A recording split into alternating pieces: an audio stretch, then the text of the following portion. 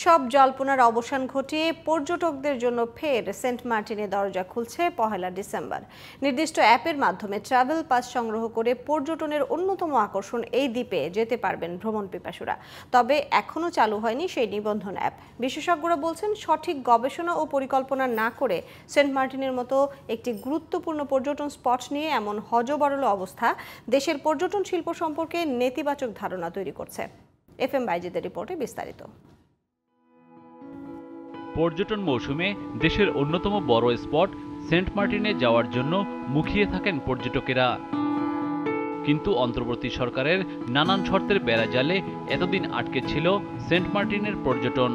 তবে পর্যটন সংশ্লিষ্ট ব্যবসায়ী ও স্থানীয়দের দাবির মুখে আবারও যাতায়াত শুরু হচ্ছে সেন্ট মার্টিনে।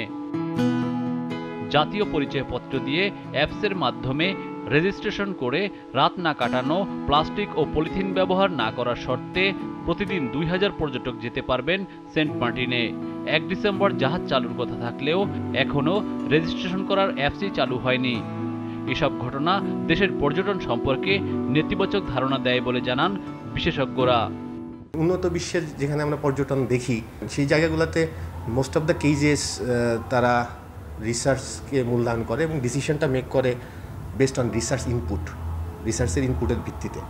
সো এই ক্ষেত্রে আসলে কি স্টেক হোল্ডার, রিসার্চার যারা আছে তাদেরকে ইনকর্পোরেট করে আগে স্টাডি করে দেখে তারপরে যদি করা হতো, তখন দেখা যেত যে এই হযবরলর এই জায়গাটা অনেকাংশেই হয়তো মিটিগেট করা যেত। আশপাশের দেশ মালদ্বীপ ও থাইল্যান্ড জীবপ্রকৃতি রক্ষা করেও পর্যটন ব্যবসায় পৃথিবীর অন্যতম সেরা। এসব দেশ থেকে অভিজ্ঞতা নিয়ে পর্যটন ব্যবস্থা সাজালে কোনো প্রশ্ন উঠত না বলে জানান এই পর্যটন বিশেষজ্ঞ। মালদ্বীপে যদি আপনি যে কোনো হোটেল বুক করতে যান, প্রপার্টি বুক করতে যান, দেখবেন ওইখানে বেস যে রেটটা, সেটার সাথে বিভিন্ন ধরনের ট্যাক্স আছে, সার্ভিস চার্জ আছে এবং একটা গ্রিন ট্যাক্স নাম করে একটা ট্যাক্স আছে। সো ওরা কিন্তু ওইখান থেকে ট্যাক্সটা নিচ্ছে এবং ট্যাক্সটা যাচ্ছে কোথায়? গভর্নমেন্টের কাছে। গভর্নমেন্ট এই ট্যাক্সটা দিয়ে কী করছে? আলটিমেটলি গ্রিন টেকনোলজি এবং গ্রিন এনভায়রনমেন্টের জন্য যা করার দরকার সেই তার পিছনে খরচ করছে। অনেক সম্ভাবনা থাকার পরেও দেশের পর্যটন খাত এখনও সমৃদ্ধ করা যায়নি। তাই পর্যটন শিল্পের বিকাশে শর্তের বেড়াজাল নয়, দরকার গবেষণালব্ধ আধুনিক ও যুগোপযোগী পদক্ষেপ গ্রহণ, এমনটাই জানান বিশেষজ্ঞরা। FM Bayzid, GTV news, Dhaka.